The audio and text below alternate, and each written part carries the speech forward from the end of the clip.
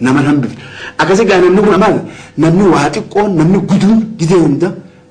girgireessuudhaan jirata nama ajjeesuudhaan kamalatti ajjeesuudhaan jiraata umrii isaa dheereeffata malee ni beeka akka booda gadhiisee deemu biyya sana ni beeka jechuudha yoo warri silaa qaabsoon itti haqaa habilisummaa barbaaduu qabu callise ni qooqatiinni jechuudha ni farancala wasanaa bahe qooqee wasanaa bahe yoo abbaan haqaa yoo callise ni qooqa jechuudha yoo abbaan lafaa haqaa lafaa ka'e inni duuba qooqatan dhiiseeti baqata jechuudha duuba sanuuti immoo mee qawwee miti calliyoo jennee nu yaafna jechuudha bineensa kana calliyoo jennee nu yaafna orma kana hoo callifnee namni tokkollee akka waan gurgurre torbaan tokko nu gahe jechuudha hun gurgurin irraan bitin torbaan tokko gayaaf ummata kana biyya keenya reessa mee qawwee waa dhiifnu qawween silaa haqaa waan haqaati qawween malee ummanni kun labatanii gadhiisanii deemuu hin dandeenye jechuudha ummatumaan nu hin dandeenye mee isaan kun walqixxummaa ni amani dimokiraatii baantantanatti ni amani ni amanan inumaan taatuufu isaan dimokiraatiin waan haqaati waan namni obbolummaan walqixxummaan jiraatu jechuudha sun isaanitti nahasa jechu isaaniif nahasa waan isaan miidhaati jechuudha ilmaan nafxanyaa hangamillee biyya mirgina maatiitiif biyya dimokiraatiin jedhu biyya namni walqixaa amata fedhee haa jiraatu hogguu Itoophiyaa gate waan san haasee jedhu wanni san daandurree santu keessa jira daandurree jarmii yertee hankarroo san waan qabaniif jecha hin fayyan jechu doktorri fayyisuus hin jiru barnoonni fayyisuus hin jiru jechuu orma kana akkasitti gaa akkuma dursanitti haanu jiraattu gatii feete haa fudhattu oromumaan Itoophiyaa tiifatan jechuu ilaarratti somba dhaban onnee dhaban sombaan nama sossoha jedhan numaani iftiisan numaani am boruu amma kabiraa dhu amma arrallee boruu duru qophaa'e jechuu kabiraa arra waan biyya keessatti deemuu dhageessan kabiraa la dura lafa kaayyate jechuu nuti eessarraa jira duu bakka sanarra hay xiqqoo qabnu walitti kennu gan gaafa tokko gobeellatti qawwee nuu keenyan bo'an qawween qabu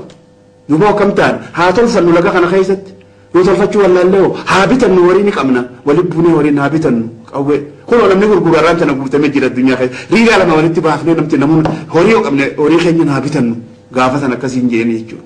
yoo horii dhabne isarraa hiikkannu jechuudha amma gaa yoo nuti har'aan kanallee duuba oromoon hoggaa afur cini namti gaafa illee sillaaseen du'e ni cini namti oggusati cini namuu deemte amma oggulama cini namte jechuudha taddu'aa saan hedduudha tuni gaafa illee sillaaseen du'e ni cini namne guyyaa mangistuun baqatees ni cini namne arra sadaffaa jechuudha namni oggusati cini namu oggulama cini namu jamma immaasinu oggulama namni gosa boolla takka keessatti qaama tokko keessatti hin cini namu jenna duuba akkasii jaallan keenya gaa bilisummaan faaya qalbiiti nuura jechuudha namni bilisummaan qabne if duruun arku yaaduun danda'u yoo yaade duraa facaasan jechuudha namni gartee namni bilisummaa duraan qabaate hogguu dhabe irratti ni beeka jechuudha mi'aa isii beeka jechuudha bilisummaa gaafa qabnuu fi gaafa hin qabne wal dura qabne haalaan gaafa qabnu sana loluu dandeenya yaada qabna heera ajaa'ibaa kana hundaa'u bilisummaa irratti waan kana walitti mariidhaan tolfanne jechuudha arramee nam tokko waliin qabamee waa godhuu danda'u jechuudha dhamaana jechuudha sanii jecha if qaru wal qaru seentara bakka hunda ijaarrachuu biyya jiran keessa namni waliin dhufee bakka galgaluu waliin dhufee marii walii dabarsu bakka ilmaan isaaniitti waa barsiisan wanni akkasii ijaaramuu qabdi jechuudha yoggaa kanuun faayidaan hin jirtu jechuudha maal godhuu dandeenya akkasitti gaa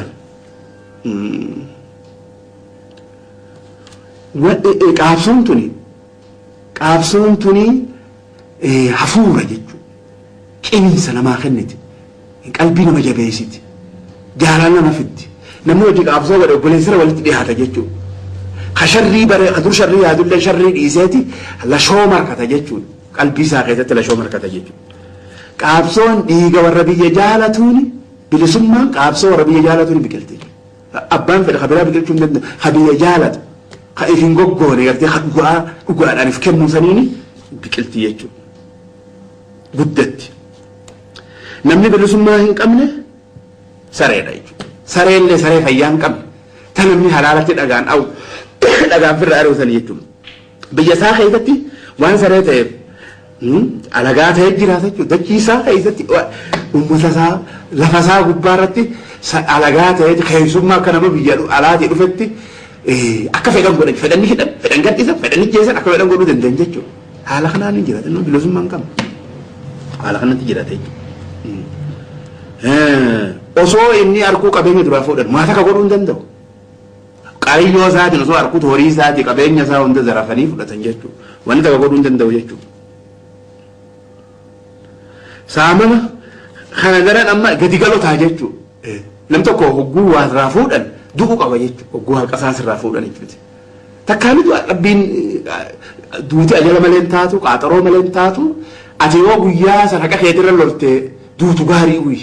Namni ilmi keetii akkasitti qalbii yaada saniin guddata jechuudha. Hogguu ati qabeenya keetirra duute ilmi keetii wanni guddatuun sani jechuudha. Yoo ati qalbii cafa garsite yoo ati sodaa garsiifte akkasumatti guddata jechuudha. Waan kana ta'eef haqa fiira du'uun tuni ayaa ummataati, ayaa mataasaati, ayaa ilmaansaati, ayaa Oromoo taate. Oromoon irraa gammaddi jechuudha. Hama shukuutiin fajjeessu fajjeetii manamma. Mafun maal bani aadami maal? Maal bineensa moo? Namni kamii fajjeessa? Maana biyya dura saawusaa illee amma dhiyoo tana shukuutiin mataa fedhee jalbii kana viidiyoo tokko maal fudhawa? Amma ilmaansa akkam ta'an namni laaluun jiru osoo immoo inni guusan hojjetan dhahee ajjeesanii namni na haafi jechuudha. Ara namni kubba qabuun jiru itti fajjeessa jedha. Dhaqeeti makiinaa keessaa shukuutii fudhatee fi gadhiise. Hangasi maana biyya sana dhahee hogguusan sila dura dhahee qoman lakkaa'e fedhan haa ajjeesanii fedhan badala ifa ajjeesu. Akkasitti gaa duuba bilisummaan ni barbaachifti jechuudha.